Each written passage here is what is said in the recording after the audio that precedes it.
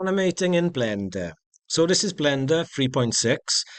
If you click on General, as usual, you get the default cube. Now, before we actually start talking about the animation side of things, I just want to point out this coordinate system, which is kind of used and might be really good for actually modeling as well as animating, but it's something you need to know about. So at the moment, we're defaulted to global. And the idea is with that, if I click on the move or move tool, it will basically allow me to move across the y-axis, across the x-axis, and up and down on the z-axis as well. Now, regardless of how I twist or play around with the shape or resize it, it will always move across those three axes. And that's basically how the global system works. Let me just default this back to where we were a second ago. The local side of things. Now, what that basically means, local, if I rotate my shape to where it kind of was a second ago, and now go to move, it will allow me to move in the direction which the cube is kind of facing. So it goes across, it follows that face there, it follows this face here. And I'm sure if I twist it a little bit that way, if it let me do it, I think it will let me do it at that type of angle as well. So instead of being kind of restricted to the X and Y and Z axes here, you can choose your own X, Y, and Z axes by basically moving your shape around and rotating it and following those. So let's just put it back to its default kind of set as well. Now, the normal side of things, I think the idea is you go into all edit modes, you choose maybe a face on your shape, and you can rotate it, you can move it, or rotating, I think it is more than anything, using that particular face. So that becomes like a pivot point rather than the point which is in the middle of the shape there. But there are a few things you need to go through and tick which I haven't worked out yet, but maybe that's something for you guys to look at. So we go back to object mode, and the last one to show you is the view mode. So view basically means, regardless of how I look at this, the X or the red will always be left and right on your screen, and the green will always be up and down. So if I rotate myself around to here, you can see that it does exactly the same then. So it's just different ways of looking at things. You know, it's basically up to you guys which one you prefer, but nothing wrong with using the global default one as it is there as well. Now I'm trying to get back to where it was originally. Right. So, in terms of animating, what we're looking at really is this down here at the bottom, which is slightly hidden away. So if I just bring it up slightly so we can see it, it doesn't have to be up as high on mine as yours is on mine, but I just kind of like to see it a bit. And what you'll notice is there are numbers across here. We are currently on frame number 1. That's where the playhead is, which indicates here. And as I click right on that, and as I click left as well, you can see that the playhead moves. We're starting on frame number 1, we're ending on frame number 50, and we've got these tools here. So play, rewind, or jump to a particular keyframe, and I like to call that rewind and fast forward. And there are other bits and pieces we're going to look at as well. But what I'm going to do first of all is press record, because I actually want to start something happening. Now, I was hoping when I press record that this would automatically generate a keyframe, which you'll see in a moment, at this position here. But it kind of makes sense, but it hasn't, because I haven't done anything yet. But what I am going to do is just slightly move it. And you'll notice on the object option across here, the location is gone to Y 0.096. And in fact, I want to change that back to 0. And there's a keyframe which has now appeared there. So on frame number 1, this is our starting point. Now, at the beginning, I did say that this is Blender 3.6. Now, if you've got other versions, especially like newer versions of it, what you'll find is that these diamonds don't appear, or they don't appear to be selected on the sides. So I know on Blender 4.3, you might actually have to come across and tick these to make sure that the location, rotation, and the scale of the cube on frame number 1 is locked into that position. Because if you don't, when we go to frame number 20, for example, and we go across, and you can see they're not locked here, they're green at this point in time.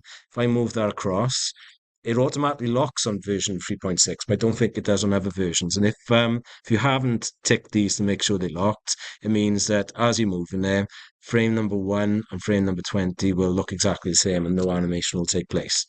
So just make sure you're doing that, okay? Just keep an eye on it, basically, and that's in the object option here.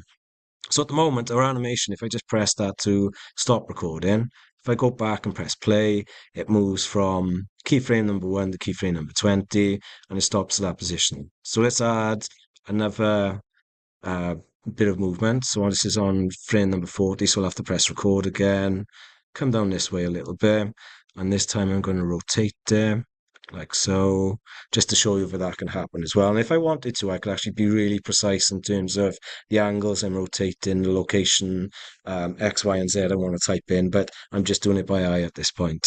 And on frame number 60, I'm going to come across to this angle and I'm going to change the scale of it. So if I click on the scale button, now instead of actually messing around with these, like I said, the numbers are already here. So I'm actually just going to type in the size I want it to be reduced to. So I want it to be the quarter of its original size, like so. I'm back on frame number 80, which will basically be, let me just press that across there. I want it to go back to its original position here. So I'm going to put all these to 0, 0, 0. I don't want any rotation, and I want it to go back up to its original size.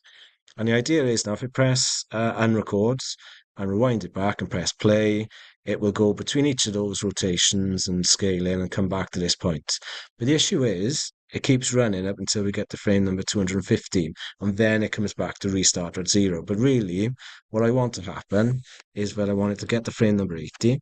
I'm going to type that in there, and then I'm going to get it to basically, oh, I forgot to tell you, you can actually do things in reverse as well that way. Or instead of pressing play, you can just press space bar and it does it for you. But now, as you can see, it gets to the end of the animation and it looks like it's a continuously running thing. A little bit slow for my liking. So one of the things I'm going to suggest you do is actually grab these points. Oh, actually, they're all selected there. I didn't want that. If I grab number 20 and drag it back to number 10, I'll do the same for 40 here as well. And I'll do the same there. And up to number 40. And I'm going to change that to 40. So you can basically choose how quick this is going to go based by dragging it left and right. And this time it's a lot quicker, so it looks a little bit more engaging in that way. Now, I don't know if you noticed, but as it's going from frame to frame or keyframe to keyframe, it's kind of nice and smooth in terms of the way it does it. And that's because between each of these, so I'm currently on frame number 10, and if I right click on that and I go to interpolation mode, it's got this Bezier thing set up, which basically makes it nice and smooth. But you can do other bits and pieces as well, like bounce, for example. And if I go on to frame number 20, and I do interpolation mode and maybe do linear. So that means between frame number 20 and frame number 30, it'll be a nice linear, so it won't kind of slow down or whatever towards the end. And between frame 30 and frame 40, if I right click on that, interpolation mode, and let's do exponential for that one. And if I rewind back and press play, then it'll look a little bit different as it's going between each of these keyframes. So there was a bit of a bounce. Maybe it's because it's happening so quick you can't see it, but definitely the bounce bit you can see there as well. And sometimes rather than right clicking to have a look to see what interpolation you might have put on it, if you actually click on this here and go up to dope sheet, you can see that these green lines indicate that I've actually done some type of interpolation between each of the keyframes. And just to point out as well, there are other things like the movie clip editor we'll be looking at this as well. Right, so that's how you animate in Blender, how to move things, how to rotate things, how to scale things. I wonder what I'll do next. Ta-da! I know what we'll do next. We'll actually get it so we can export these and you can see how they look like in a media player rather than kind of something within Blender.